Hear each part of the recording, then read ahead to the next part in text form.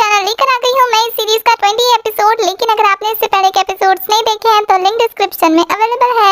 इस एपिसोड की स्टार्टिंग में दिखाया जाता है कि जैसे यीमू को पता लग जाता है कि क्या वही लड़की है जो कि बायहाओ के सामने नकली ज़ेन होने का प्रिटेंड कर रही है, तो वो ज़ेन को उस तरफ नहीं देखने देता, अपने साथ पकड़ कर ले जाता है। इधर क्याओ ने बायहाओ को डेट करने के लिए पूछ लिया था। बायहाओ भी मान जाता है और उसे लेकर उसी जगह पर जाता है जहाँ पे उन दोनों ने ड्राइंग्स बनाई थी, क्योंकि उसे लगता था कि क्याओ ज़ेन है, तो वो समझता है कि ज़ेन नहीं, यानी कि क्याओ ने आकर पहले ही इसको कलर कर दिया है और वो काफी खुश होता है इस बात से। पर क्याओ उसे एक फेवर करने को कहती है कि आइंदा से वो पास्ट की किसी भी मेमोरीज को याद नहीं करेगा या उसका जिक्र नहीं करेगा। बायहाओ भी मान जाता है उसकी खुशी के लिए। दूसरी तरफ यीमू ज़ेन से क्याओ के बारे में पूछ रहा होता है, तो ज़ेन उसे बता देती है कि वो उसकी बचपन की फ्रेंड है और उसकी काफी ज्यादा तारीफ करती है, यहाँ तक कि वो यीमू को उसकी फोटो भी दिखाती है और उसको काफी ज्यादा सुंदर बोल रही होती है। तो यीमू से टोकर कहता है कि तुम उससे लाख गुना ज्यादा सुंदर हो, पर वो उसे चुप कर आकर वहाँ से चली जाती है। यीमू को काफी ज्यादा गुस्सा आ रहा होता है, वो परेशान होता है। वो क्याओ को ढूंढने होटल जाता है, पर उसे वहाँ क्याओ नहीं मिलती। दूसरी तरफ क्याओ ज़ेन के साथ होती है और उसने ज़ेन को बता दिया होता है कि उसका एक बॉयफ्रेंड बन गया है, लेकिन वो उसे बायहाओ के बारे में कुछ नहीं बताती। ज़ेन काफी ज्यादा खुश होती है ये सोचकर कि उसकी बेस्ट फ्रेंड का बॉयफ्रेंड बन गया है। क्याओ को काफी बुरा लगता है ज़ेन को देखकर। दूसरी तरफ यीमू को दिखाया जाता है वो बायहाओ के घर पहुंच जाता है, उसको इनडायरेक्टली सारी चीजों का इशारा देने की कोशिश कर रहा होता है, लेकिन बायहाओ को उसकी कोई भी बात समझ में नहीं आती है। बस वो कहता है कि डेटिंग करने में जल्दी मत करना, अपने आसपास की चीजों पर नजर दौड़ाना। ये बोलकर वहाँ से चला जाता है। बायहाओ अभी भी कंफ्यूज होता है। नेक्स्ट मॉर्निंग का सीन दिखाया जाता है, वो क्याओ से बात कर रहा होता है उसे डिनर डेट पे ले जाने के लिए। क्याओ भी काफी एक्साइटेड होती है। तभी ज़ेन उसके रूम में आ जाती है। क्याओ ज़ेन को देखकर अपना फोन छुपा लेती है, क्योंकि उसे डर था कि ज़ेन को पता लग जाएगा बायहाओ के बारे में। तो वो उसे जैसे तैसे वहाँ से भगाकर फिर कॉल चेक करती है, तो पता लगता है कॉल कट गया था अपने आप ही, और ये देखकर वो फिर से डर जाती है कि वो ज़ेन के साथ कितना बुरा कर रही है। नेक्स्ट सीन में दिखाया जाता है कि यीमू को फाइनली क्याओ मिल जाती है। वो उससे बात करने जाता है, उस लड़के के बारे में पूछता है कि क्या हुआ, तो वो कहती है कि तुमने मुझे मोटिवेट किया और मैंने जाकर उसे अपनी फीलिंग्स कन्फेस कर दी। यीमू उसे और भी कुछ समझाता है, इससे पहले ही उसको काम पर जाता है, तो वहाँ से चली जाती है। यीमू इन सब का जिम्मेदार खुद को समझ रहा होता है कि उसकी वजह से ज़ेन की लाइफ हेल बनने वाली है। ऑफिस में यीमू ज़ेन को देख रहा होता है कि उसकी इनोसेंसी देखकर उसे काफी ज्यादा बुरा लग रहा होता है। उसके बाद वो लोग मॉडल डिसाइड करने लगते हैं फोटो शूट के लिए, जिनमें सब लोग कंफ्यूज होते हैं। तभी एडिटर आकर उन्हें आइडिया देती है और सिस्टर जुइंग उसी आइडिया पर काम करती है। वोट से डिसाइड करती है कि कौन सी मॉडल को चूज करना है। नेक्स्ट सीन में दिखाया जाता है सब लोग घर जा रहे होते हैं। हुशेंग हानजुए को डिनर के लिए पूछता है। वैसे तो उसको ओवर टाइम करना था, लेकिन वो अपना काम ज़ेन पर छोड़कर चली जाती है। ज़ेन उसके बदले डिलीवरी करने जा रही होती है। जब ये चीज यीमू को पता लगता है तो वो उसकी हेल्प करने पहुंच जाता है,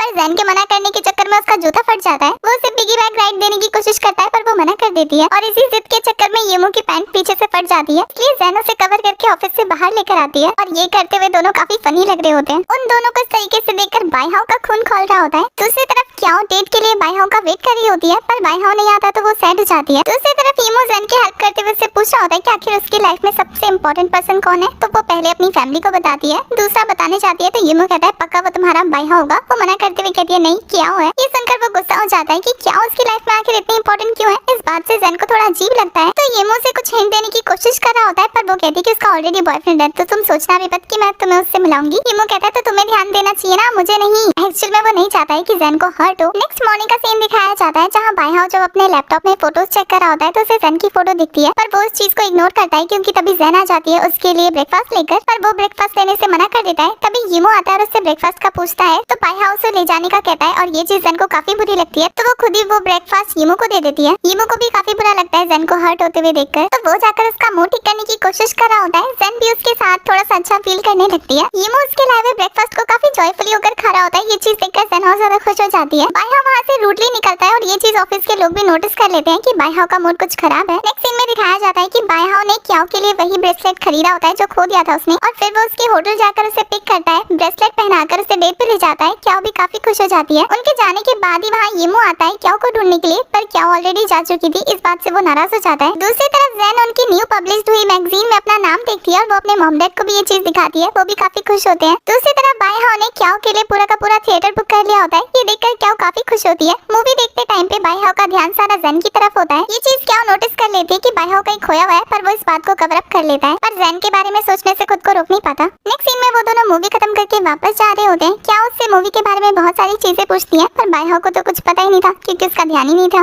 जब वो घर पहुंचता है तो उसे पता लगता है उसका फॉरेन वाला दोस्त यहाँ गया उसे सरप्राइज करने के लिए। वो काफी खुश होता है उसे देखकर। इधर जब क्याओ घर पहुंचती है तो ज़ेन उसे मैगजीन में अपना नाम दिखाती है। क्याओ भी उसके लिए काफी ज्यादा खुश होती है और दोनों डांस करने लगते हैं। इधर बायहाओ अपने दोस्त के साथ क्याओ के बारे में डिस्कस कर रहा होता है। दूसरी तरफ ज़ेन और क्याओ मिलकर ड्रिंक करके सेलिब्रेट कर रहे होते हैं। तभी क्याओ ज़ेन से पूछती है कि क्या वो अब भी बायहाओ को सच बताने वाली है, पर ज़ेन मना कर देती है कि वो छोटी छोटी बातों पे गुस्सा हो जाता है, ये बताऊंगी तो पता नहीं कितना ही गुस्सा हो जाएगा, इसलिए वो नहीं बताएगी। इधर बायहाओ अपने दोस्त दोस्त को बताता है कि उसे अभी भी डाउट होता है कि वो ट्रेनी ही उसकी जैन है, पर वो उसकी जैन हो ही नहीं सकती क्योंकि वो अपनी जैन को डेट कर रहा है, लेकिन उसे उसके साथ कोई फीलिंग्स नहीं आती। ये सुनकर उसका दोस्त हंसने लगता है और कहता है कि वो खुद को थोड़ा टाइम दे और चीजों को एक्सेप्ट करने की कोशिश करे। दूसरी तरफ जैन ये सारी बातें बोलकर अपसेट हो जाती है तो क्या उसे मोटिवेट करती है कि तुमने जो किया है वो सही किया है और आगे भी तुम जो करोगी मैं तुम्हारे साथ रहूंगी। उसकी ऐसी बातें सुनकर जैन काफी ज्यादा खुश हो जाती है। नेक्स्ट मॉर्निंग का सीन दिखाया जाता है जहाँ रोड क्रॉस करते टाइम पे जैन के पास बायाओ खड़ा होता है और वो उसे ग्रीन लाइट होने पर सेफ चिल्लाते हुए सुन लेता है तो वो उसे रोककर पूछता है कि अभी उसने क्या कहा, पर जैन इस चीज को इग्नोर कर देती है और अपना पीछा छुड़ाने के लिए वहाँ से चली जाती है। नेक्स्ट सीन में ऑफिस में बायाओ को हेड ऑफिस से कॉल आता है। वो लोग मैगजीन को और ज्यादा पॉपुलर करने की डिमांड कर रहे होते हैं वरना तो कंपनी बंद हो जाएगी। जब जैन उसे पार्सल लेने के आती है तो उससे भी ये बात पता लग जाती है। ऑफिस में एक और कांड हो जाता है। मॉडल रेडी नहीं हो रही होती है तो बायाओ आज ही शूटिंग करने को कहता है फर्स्ट वाली मॉडल के साथ और सब लोगों को जल्दी जल्दी में काम करना पड़ता है। जैन सोच में पड़ जाती है कि उसने कहा था कि वो फोटोशूट के बाद सच बता देगी तो क्या आज उसे बताना चाहिए या नहीं। वो इसी बारे में यीमू से भी पूछती है पर यीमू तो खुद कंफ्यूज होता है। फोटोशूट के लिए उन्होंने काफी महंगी ड्रेस मंगाई होती है इसलिए बायाओ ड्रेस का काफी ज्यादा ख्याल रखने के लिए कहता है। जैन का सारा ध्यान बायाओ के बिहेवियर पर होता है पर यीमू से याद दिलाता है कि आज उसका बर्थडे है और किसी ने उसे विश भी नहीं किया।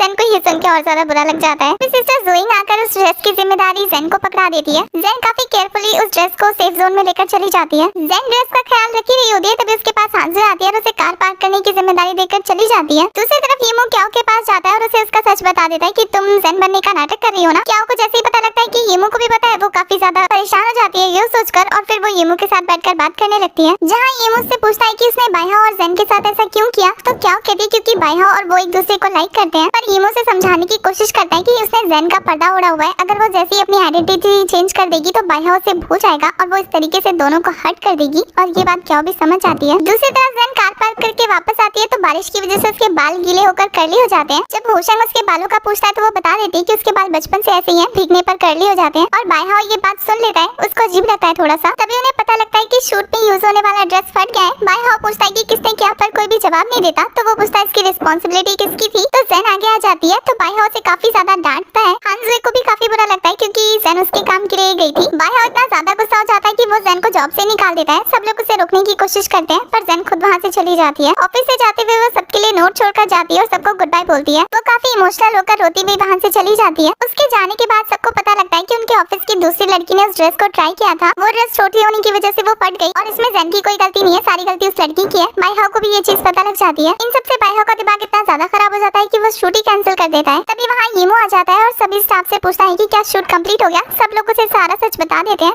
तो वो जैन के बारे में पूछता है लेकिन उसे बता देता है कि जैन नहीं है यहाँ पे। यीमू जैन को ढूंढने निकल जाता है, वो उसको कॉल लगाने लगता है। दूसरी तरफ क्याओ भी बायाओ को ढूंढ रही होती है, उसे कॉल लगा रही होती है पर बायाओ कॉल पिक नहीं कर रहा होता। बायाओ भी काफी ज्यादा अपसेट होता है। इधर जैन को सिस्टर जोइंग कॉल करती है तो वो उसे बता देती है कि गलती किसी और की है तो कल से वो ऑफिस आ जाए, पर जैन आने से मना कर देती है। जैन को इतना ज्यादा रोना आ रहा होता है कि वो क्याओ को कॉल करके अपने पास बुला लेती है और फिर जब क्याओ उसके पास पहुंचती है तो वो उसे सब कुछ बता देती है। जैन की बातें सुन के क्याओ को भी काफी ज्यादा बुरा लग रहा होता है। जैन को रोते हुए देखकर वो उसे सॉरी बोलती है तो जैन उसे कहती है तुम क्यों सॉरी बोल रही हो, अब मैं उस पर्सन की वजह से खुद को हर्ट होने नहीं दूंगी, अब मैं ऐसे बिहेव करूंगी जैसे कि वो एक स्ट्रेंजर है। और ये बोलकर वो क्याओ के गले लग जाती है और इसी इमोशनल सीन के साथ हमारा ये वाला एपिसोड हो जाता है खत्म।